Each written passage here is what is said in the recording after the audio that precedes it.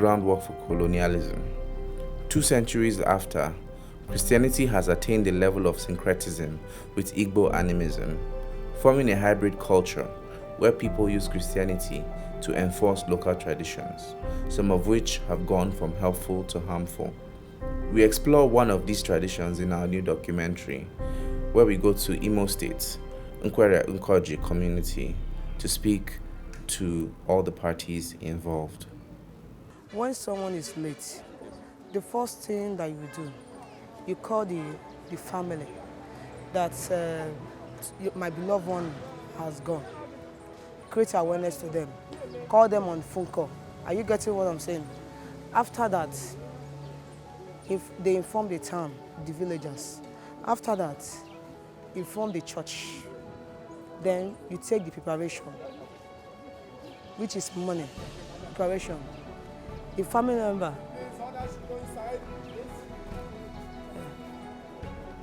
You discuss with the family members for them to decide the dates that will suit the family, where they can be able to capable because of financial aspects. When they have fixed the date, if it's an agreement, the burial will take place.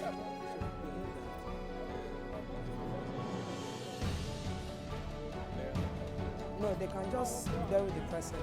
Then later, they proceed of doing the final burial. If the children are very small, they can just bury him. If there is no final, they can just bury that moment. The later, they will do the final burial. There is that financial aspect. It is, a union. There's some certain pledge that have been laid down they must pay. There's a pledge you must pay when someone died. There's one you pay when someone is getting married. There's someone you pay in some certain things. And now, when those things are not done, and the person died, it's so unfortunate that the person will not be buried. So there's a possibility of not holding the ceremony? It can be held. What if the person is not part of this union? If he's not part of the union, what they will do is this. According to my little understanding that I have, what they do is this. If it's a married woman that have not joined the union, they will not recognize her.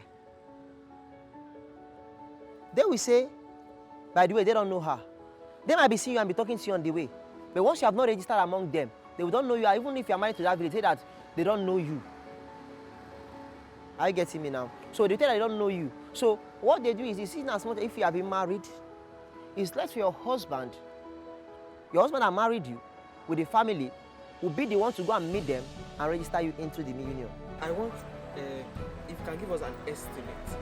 For example, if the person is part of 3 unions in the church and part of 3 unions in the town, what are the estimates are you looking at? For example, if the person has been out of town, maybe in the city for like 15 years, and she has not been paying her dues. What they do is this. If the person died and the person is brought back to burial, they will look back from that time she's not around. All the bills the person is holding, everything will be recorded down. And the family must pay before the person will be buried. Just like what happened last night's the wake-up, where the woman was born, as the first daughter of the place she's born. They came, the young people that were born there also came for the wake-up. And they called the children and said, how do you take care of your mother when your mother was sick? Are you getting me? And what do you do to her when she was strong? So those things, those questions, they use it to do what? To know if you really take care of your mother when she was sick. Because you may think that nobody's seen her, but are people giving them information about your mother when you're not there. So those things that, those are times they will get time to hold you down. And they will, if you find out there are places you have faults, they will now charge you for those things. And you must pay it. If you don't pay it, if they get angry and leave there, it will affect you. And what will affect you is this.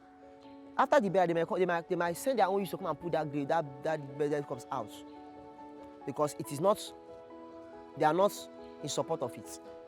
There is something that you ask about when you said if they are holding, they will not pay, the person will not be buried or one or the other. It's a debt that someone has owed. You must pay it. And the family must try every possible to make sure that it's being paid. That's why the burial have to hold. If it's not being paid, they may bring the corpse back, they will not bury the person. Are you getting me? Until the person also review those, even in the church, even if he's paid anyone naira in the church, she must pay those debts before she will be buried. For anyone visiting Southeast Nigeria for the first time, the first thing you notice is how intrinsic religion is to the culture of the people. Pre-colonial Igbo cultures first encountered Christianity through British and Portuguese missionaries who infiltrated their communities, creating the groundwork for colonial rule. 2 centuries after this, Christianity has attained a level of syncretism with Igbo culture, forming a hybrid religion where people use Christianity to enforce local traditions. Some of these traditions have gone from helpful to harmful, and we explore some of them in our new documentary. We speak to the Obi of Nkwere Nkoji, the patriarch entrusted with enforcing these traditions. I'm His Royal Highness Eze BC Unogu, the chief of Wooden Watches. Well, yes, we have things which the dead person or his relations have to do for him before he's buried.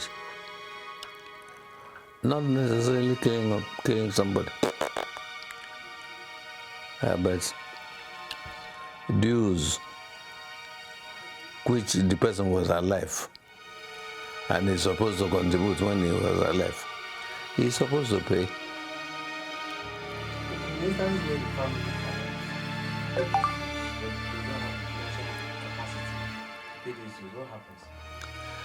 All this, the person is buried, but the family is taxed. They must pay. So you insist that that tradition should hold? Yes, yes. So if, for instance, the person has been out for close to 20, 30 years and they come back, so that period when the person has not paid his dues, you have to collect you insist that the money should be collected? Yes. You can see the other woman asking this woman here whether they have finished their meeting. This is where these things are penciled down. This person is doing this, this person is doing this, this person is doing this, this person is doing this. And once it's done, it's done. Okay, the complaints centered around paying heavy dues. See, payment of dues.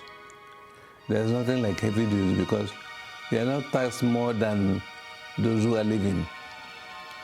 Those who are living paid the same amount. So why is it that you now say this is heavy? Because you allowed it to accumulate. You know simple economics. When you allow things to accumulate, they create problem. That's the problem. As for going to towns, people are known for wide travels. If you stay in the village and you cannot not meet up, you can go to Aba, or you go to Anisha, or you go to Lagos, or you go to Abuja and stay, thinking that the euphoria will continue. The records are there for you. Whenever you come back, dead or alive, you must pay. Okay, what in the instances where the person did not travel out of the village or the town? No trouble. Because we know that one day you must pay. And that one day you must pay is when you are dead. There's some people that will actually not be able to even pay their bills at home, maybe their house rent and all that, and they die. Now, when the person dies, will the village still want to tax such family? Not taxing, it's not tax. It's normal dues that are paid for meetings, and you must pay your own. Whether dead or alive, you must pay. Those who are dead know that they must pay. If the family members say they are unable, and I doubt it very much, we leave the dead for them now. No. Still with our eyes there. Because if he dies and starts smiling and he's not buried and he's not a hospital person, then the people will come in again and bury him. But our people have some customs. Another is that if you are dead, you can't bury yourself. Somebody will have to bury you. So in the case where the family members now decide, okay, we don't want the community members to be part of the ceremony. They cannot. They cannot. Because that will mean that person burying himself. And we will not allow that. The community must be part of it. Because they will dig the ground, put the seats and canopies and for people to come. Yeah. Death ties us all.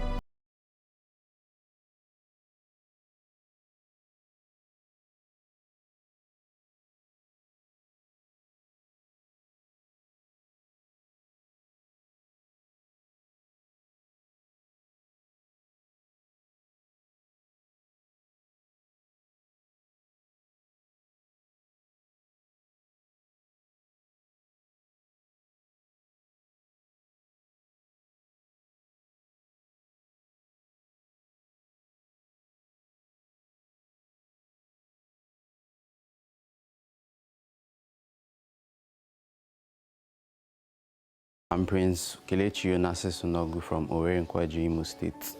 First of all, burial is laying to rest a dead person, the final respect.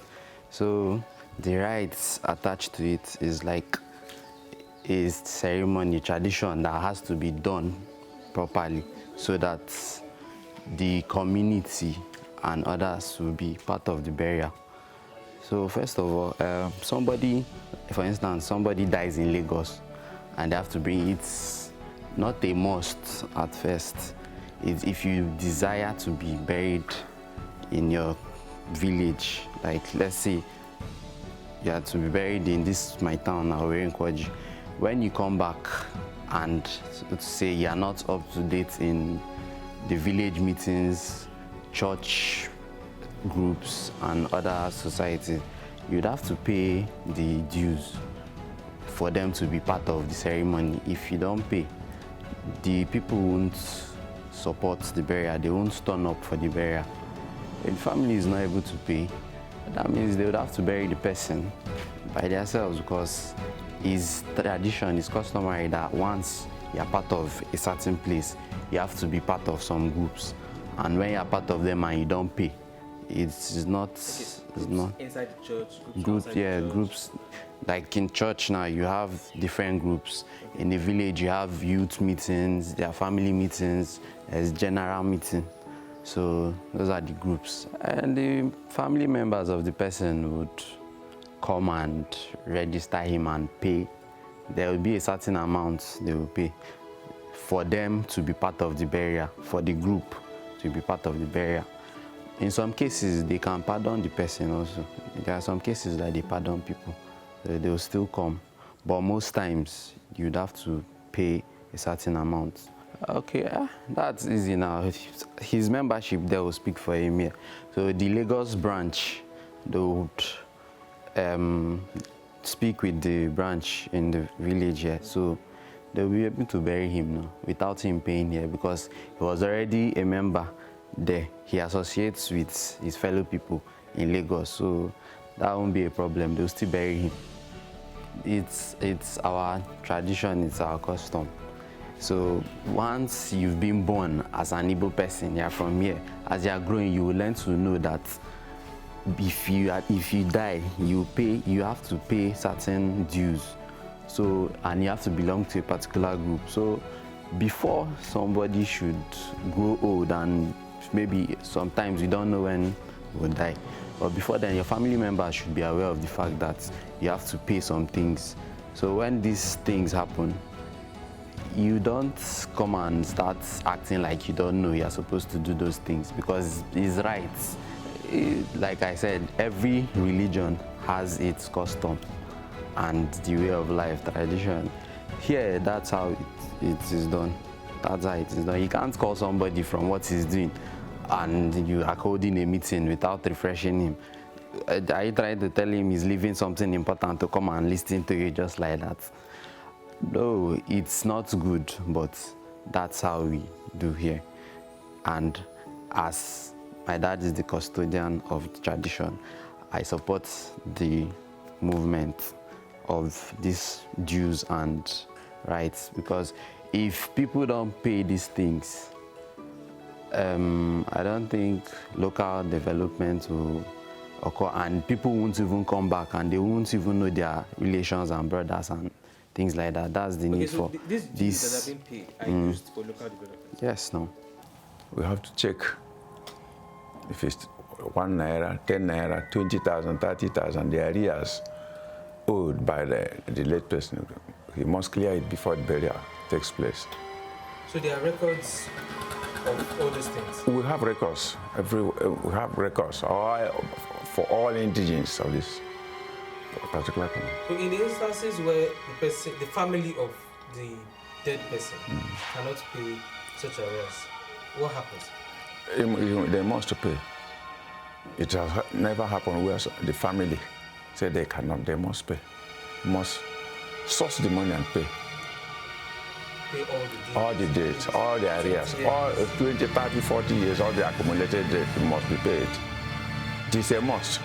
The family cannot say we have no money, they must. Okay, what if, for instance, the family says, okay, we don't have such money, and we want to take our brother or sister back? Well, it has never happened like that before. According to what I said before, if someone dies, the family, it is a must. Because maybe he's owing 20, 30,000. There's no way a whole family can say that they cannot pay 30, 40,000 naira. So it has never happened, taking somebody's cost back to his former station. It has never happened. And you know they are going to incur costs while they are preparing for the burial ceremony itself. You know, they have to feed. Yes, then unions are coming again, probably the age group, the age grade, and probably church are coming again, telling them that they're owing so amount. And they feel, oh, we don't have all that money. And the community insists. How do you think they will take it? What I'm telling you is that it has never, if someone dies, it is a must. Okay. The family cannot give any excuse why they cannot pay. They must pay, and yet entertain strangers or their visitors. So you insist that the family of the person must meet up all those demands? It is, yes. Let's give an instance. The family cannot pay. Are you going to try to stop the burial ceremony? Of course. They cannot bury such that person without paying. There's no way you can say you don't want the community to bury that person, because the land you are burying that person belongs to the community. That very land where you want to bury that belongs to the community, so there's no way you can say, oh no, I don't want to leave a community. No. It's like a communal system. It is. Everybody must be part of it. Yes. We cannot say I'm not a... But the most important one is the money owed to the community. Then after that, all the burial rights, like feeding, drinking, and all and the village or the community must be entertained. They must have to, the village or the community or the friends and well-wishers must be entertained. It is a custom here. There's no way you can bury and say, I don't want the community, I don't want to, no. It has never happened and will not happen here. If it is too expensive to bury my family in my hometown, why would any young person put themselves through such stress? It is because we underestimate just how strong these ties can exert on young Igbo immigrants who feel ostracized in the big cities and are homesick for their families and their hometowns, especially when they are forced to return home by a personal tragedy like the death of a parent or a sibling. In these circumstances, These traditions become a way of honoring the dead and a way of exorcising their grief and their guilt. When this grief and guilt is used as a weapon to enforce cultural practices and traditions, it creates a moral dilemma. Many of these young people feel deprived of choice and unheard by the community they are supposed to turn to for support. Fine and good. When you live in a town, you have a community where you come from. And definitely the community has association there. You call it union, meeting, organization, you understand, whatever. And whenever somebody, you are out of the town and you understand, you're living out of city and you're not in the village, they got any report that maybe the person is dead or whatever. First of all, the East goes to the town. The children of the person will go to the town, as in, let's assume the person based in Lagos. You go to the union and ask if my parents, my mother or my father belongs in this union. They said yes. So in that union, there's a dues they pay. There's some things they do that shows that you're a member of this union. If the person involved is equal to the tax, as in you finish up your dues as a member, you are fully member, fine and good. The town over there will send signal to the hometown. And when they send the home signal will now check their cost of their own and find out that yes, you merit it, fine and good. They will process the burial.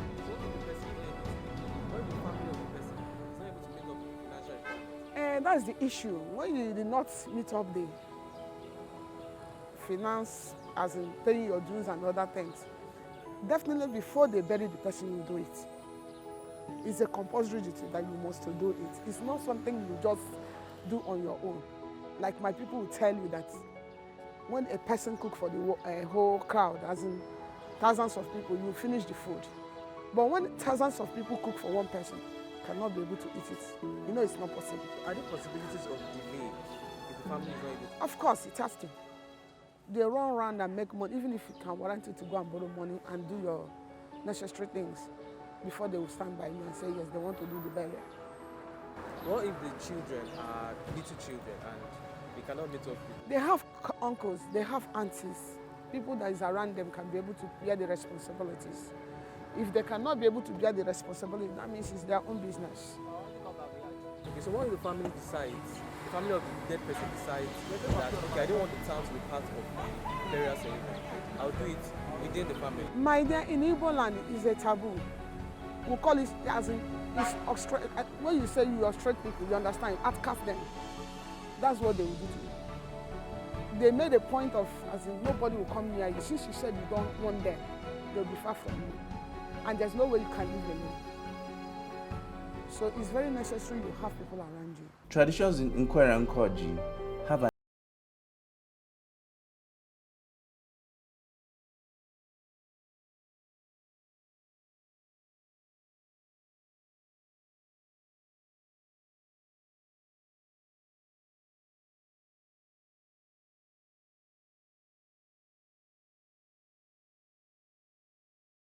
Okay, my name is Venerable Christian Obum Onyina. I am the Archdeacon of Omoleye Omoruyi Archdeaconry in Anglican Communion. Well, generally in Igboland, we have our culture, we have our tradition. Our culture is our way of life. The way we eat, the way we dress, even the way we speak, they are all embodiment of our culture. Quick burial is a very vital part of our culture. Generally, we believe that when someone is born, the next thing that is awaiting the person is death. So for every living Igbo man, you start preparation of your burial from the day you were born.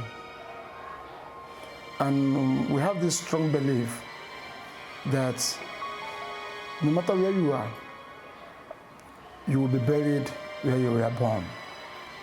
You know, this culture has taken quite a very long time. Never mind that today people, a good number of our people, we travel a lot. The Igbo people, if any part of this country, any part of the world where you go, and you did not find any Igbo person, know that person, there's no life in that place. Because the reason is because here we are densely populated. If a person, an Igbo man or Igbo woman, died in Lagos, the general thing is that our people in Lagos will make sure that that particular person is brought home and be buried with his ancestors. That's a general thing. Although, because of, we know that, we say that culture is the functional.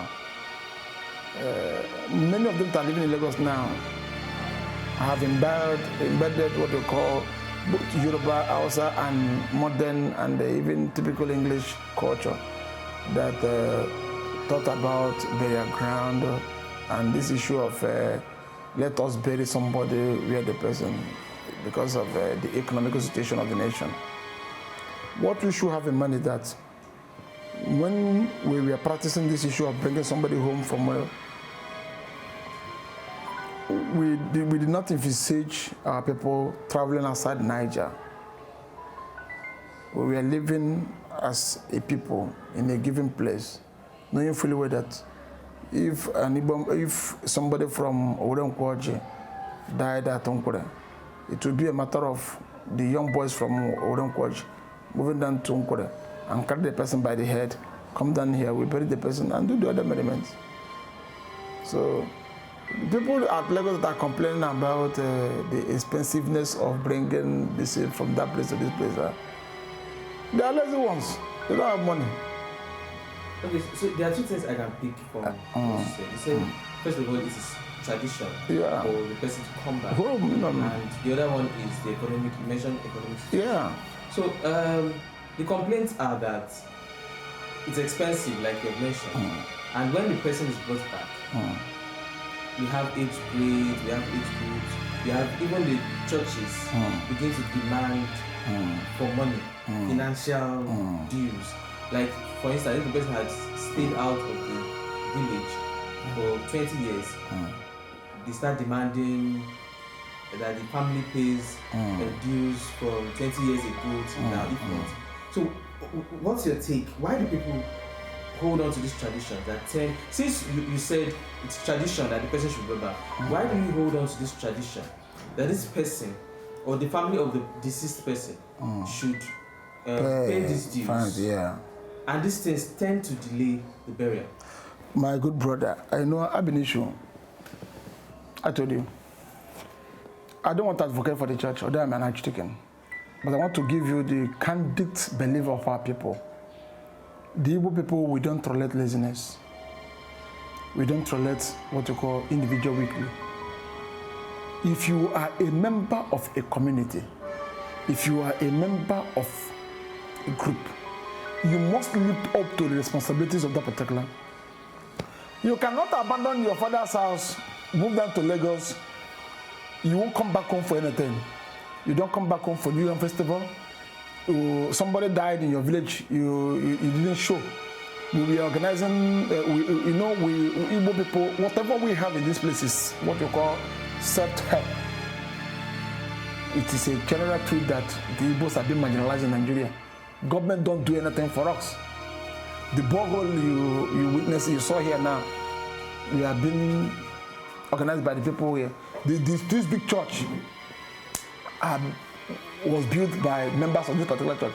Now, you are in Lagos, you did not contribute in the manual work done in your village. You did not contribute when we tax people on money for infrastructural facilities. You did not contribute for the building of the church, and you died in Lagos. And maybe when the person died, the relatives or the friends of the lazy fellow, because all lazy people that will complain, the real people will always come back home once, 2 or 3 times in a year. An average Igbo man is supposed to visit his home at least 3 times during the first, what you call New Year, during the Christmas, or during the New Year festival. during the New Yam Festival, we have different festivals that, those particular festivals we are instituted to bring our people home. Because we don't like, it is not normal that our people will travel and forget home. If we do that, it will be what you call an ethnic cleansing. They won't have what you call Igbo people. We know that Igbos are enterprising. That's no longer. What if this particular person has gone out, to start a business and the business does not thrive, and the family is unable to pay this thing? That is why in every country, in every city in Nigeria, we have our town union. If you go to Lagos, you will see the town union development union. Call it development union. If you are a reasonable person and you are having a problem, just go and meet the town union. The town union will help you. The town union will even know somebody that is doing well and somebody that is not doing well. If you're in difficulties, if you are a very reasonable person and you are living in Lagos, no matter, we have our town union there. We have Igbo union. We have the development union. You go there and report to your casemen. They will not know how to get you back to your to track. Okay. Do you think in any this demands? Like when they're supposed to have bare rights for this person from the city outside this place, do you think these demands will affect the disposition of the family towards the villagers? The families that are typically Igbos, they understand all these things. They will not even complain. They know, actually. And let me tell you, this money are not, they are not taxed. This money are not, these things, they are not taxed. They are duties, they are obligations. There are things you're supposed to do when you are alive. For example, I'm a young man. Never mind, I'm a very young person. Maybe, let me say that I've attained the age of 100 years. Because I know that I'm an old, don't you see my beard? As a very old young man, I know my duties. My village is quite very close here. I'm from the neighboring local government area. Once every year, I will go home and clear my debts. Ask them, is there anything that I'm supposed to do which I have not done? They will tell me, look, this person, we buried this person 2 days ago, and all able-bodied men contributed to 200 naira. I'll give my own 200 naira. So that when I died, my children will have no cost to come and pay anything. But if I live here, I enjoy here, carry women up and down, go to the best hotels, forget my home, be traveling up and down, making merry, flowing the house and the Yoruba people and the Benin people to jump and galvanize, and then if I die, I'll have to pay it. My people have to come and pay for that particular shit. They have to come and clear the budget because we use those things together to control. It is what we call a control mechanism. Those things, those duties are control mechanism, so that when you are moving out from your community, you have the little bit in your subconsciousness that whatever happened, that look at where you belong, and that you have duties, you have what you call responsibilities for that particular community that you are. Okay, one thing, for instance, the person is a member of the Anglican communion, and the person is a part of societies, maybe one or two societies here, and then the person moves to, let's say, Lagos. The person joins our Saviour's church in Lagos. Let him be buried in our Saviour's church in Lagos.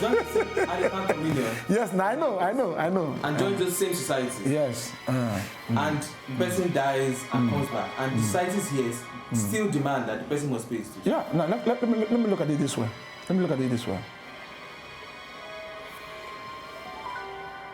I am a parish priest of this particular place. And virtually 99% of my members live outside. 20% of my church congregation, they are living in Lagos. If they remain in Lagos, do their duties in Lagos, pay their tithe in Lagos, and do everything in Lagos, what do you think will happen to this church here? A typical Yoruba man will not even pay his tithe in Lagos. They will go to Ibadan, they'll go to Lagos. Every big church, every good church you see in Lagos are built by Igbos. I keep telling you that those things we do, we call them control mechanism. So that our people will not go out and build in another man's land, living their own Zion. We are like the Jews. We keep telling people, we are like the Jews. We don't forget our Jerusalem. No matter what you are building at Babylon, no matter what you are building in Egypt, no matter one day you will come back home and rebuild your broken wall. So that is why we keep telling them, maybe you are a member of St. Matthew's Anglican Church, and you move down to Lagos, you find our Saviour's Church. Go to our Saviour's Church. But if you make 100,000 naira, remember that if you are paying your tithe of 10,000, you give Lagos 2,000 and bring 8,000 naira down here. That is our duty. That is the way we keep encouraging our people. They will say, this is we are tribalists. Who is not a tribalist? How many European people do have come over here to build their church? They don't. If you move around this particular place now, you will only see this particular church. But if you go to Lagos, you will see both churches. If you go to Benin, you will see both churches. And I'm telling you, I'm being very frank because I'm a very truthful person. I'm a witness of truth. I'm a witness of truth. Within this vicinity, go around, you will not see any Yoruba church. Go around. You will not see any Hausa church. But hardly you can move in any city in the Yoruba land without seeing an Igbo church. Because that is what we do. How do you define Igbo church? Yeah, the Igbo church is that particular church that 99.9% are made up of Igbo people. Are you getting it? That is what I'm talking about. They may be Anglicans. We don't want to leave our communion. We want to stay in this place and we want to worship our God. Like our forefathers in the old, like Abraham, like Jacob. We want to build an altar for our God. Are you getting it? You see us, we put up a church. But when we are what we call treasure, when we are doing those things in those lands, we remember our treasure, the inheritance given to us by our forefathers. We remember our home, where we are coming from. So it is, some people will say, you pay your tithe where you live. You pay your tithe where you reside. You pay your tithe where you make the money. Actually, you pay your tithe where you make the money. That is the English law. That is American law, because Americans, what you call the land law in America is not the same land law in Nigeria.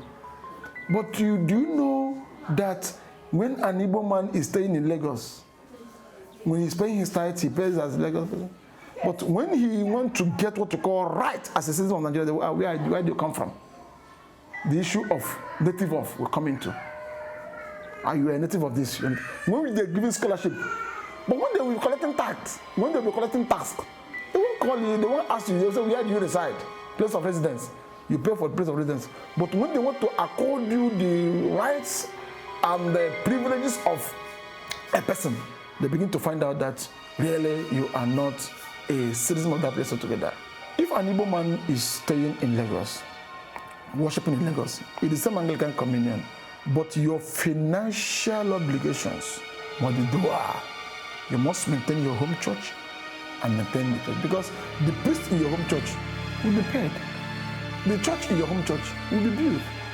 The infrastructure facilities in your home church will be built. And you know that here, let me just tell you this, here,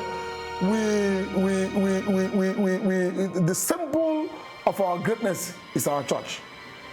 When you are coming down to the east, what you'll be seeing is big, we don't build church, we don't build small churches. Look at this one here. This one is still just close to 4,000, 5,000 capacity church. If you enter the church, you know what I'm talking about. The next village that you call Onkure, you find another 1,000, you find another 3,000 capacity. Then the next one you call Akadara, you find that just like that. Just like that. Let me just tell you, even as I'm standing here now, I have my phone. I keep calling them, some of them there. The stubborn ones will refuse. I say, I'm in nonsense. I'm in Surulele, I'm in Savior. I'm in, we worship there, our pastors there. You know, something happened. Their pastors will not even step into this particular place without my permission.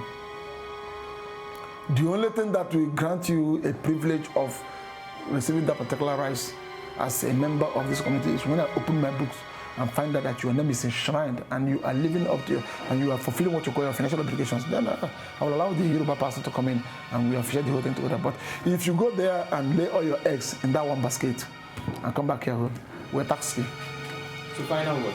If a person doesn't meet up to these obligations, we are Christians. We know how we do our things, we have our things. Sometimes we tamper justice with mercy.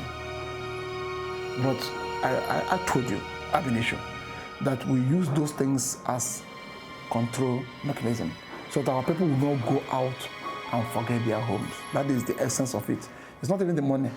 It's not even to punish people. It's not even, but we use it to make sure that we draw our people home so they will know that they have responsibilities home here because no matter what happened in Nigerian Biafra War taught us something.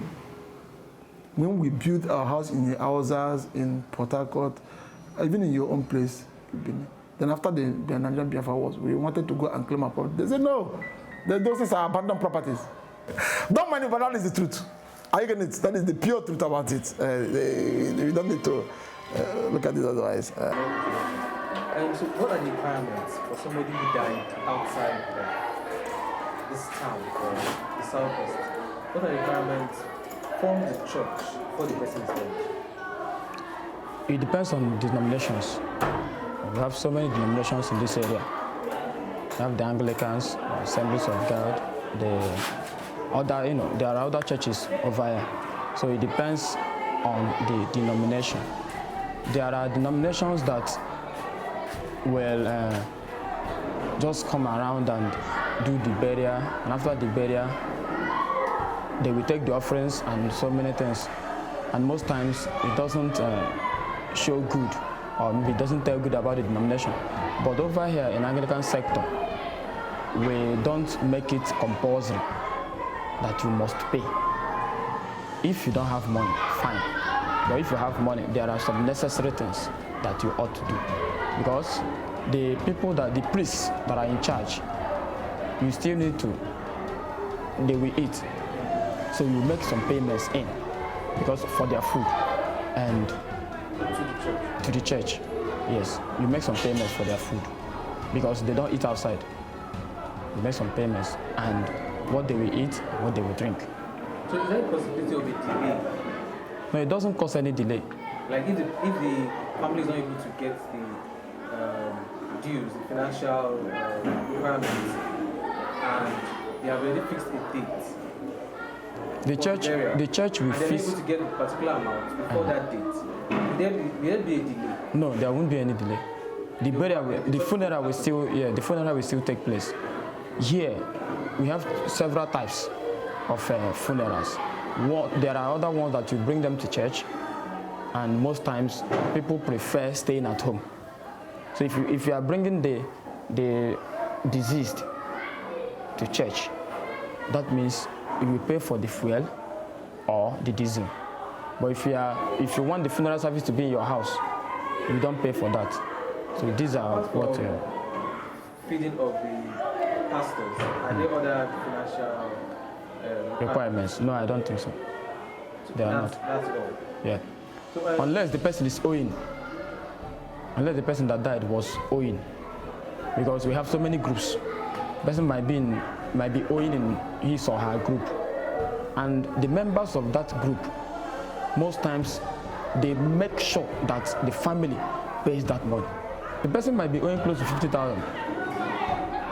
The person might be owing close to 50,000 or 100,000. Because as far as you are in that group, you attend meetings, you pay your dues. Annual dues, monthly dues, some monthly contributions. And if that person who has not been attending meeting dies, he or she ought to pay that money. The family must pay it. In instances where the parents of the said children, both the father died earlier and the mother now is dead, and the children are probably still in secondary school. Okay. Because we know that they are not working, they do not have that power, financial power to be able to pay those things. Yes, we have come across that situation here. One of our members, we lost one of our members early this year, and the family wasn't able to do something concerning that. They had no money. It was the church that financed the mortuary bill, the ambulance. In fact, on the day of the funeral, the church went en masse and supported the family. We did so many things. We paid for the mortuary, we paid for the hospital, we paid for so many things just to make sure that the burial takes place. And even though that there were so many operas, so many things came up that the church wasn't supposed to, but we made sure that the person was her member while she was alive. So we made sure that at the death, she doesn't regret being our member. Okay, what if the person is able to meet up with the financial requirements in the church and a youth group, probably the person's age group, comes up and says, well, this person is owing so amount, we're not going to go on with the burial. How do you handle such a situation? Okay, there is a right. There's always a right from each of these groups to the family of that person. That means that right will not be given to that family. Assuming the person was owing maybe 40,000 before he or she died. At that burial spot, those women are meant to contribute money. Then at the end of the day, if that family we are still owing or are still owing that church, that money that is contributed there at that spot, they will pick from there, select the people that will go there and tell them that look at how much people are owing us. Or maybe peradventure, if they don't want that to be exposed, they can just minus that money in which that person was owing, minus it, then give them the rest. So you're saying in the Anglican Church, there is nothing that can delay a funeral? In case there are requirements that the family does not meet up? No, I don't think so. In the Anglican Church, even in that funeral service, the offering will be given to that family, no matter the amount. If we get close to 50,000 naira there, it will be given to that family. Even though that the family didn't, even if the family didn't complete their payment in church, it will still be given to that family. So that is the case. Yes. Will these traditions survive a generation that seems poised to rebel? Only time will tell. I am a second-generation Nigerian immigrant. My parents moved from their villages to the cities looking for work, moved by road, by rail, by air. There was just nothing to do in the villages, so they moved to give me and my siblings a better life. As the country moved towards industrialization, a lot of young people are moving now towards the major cities through practices like Imoahia, leaving their homesteads. But an intense distrust of the rest of the country remains in Igboland, the aftermath of the Biafran War. Tradition has been one way to ensure that these migrants maintain strong ties with the Igbo culture and the cause. This is why I decided to do this documentary.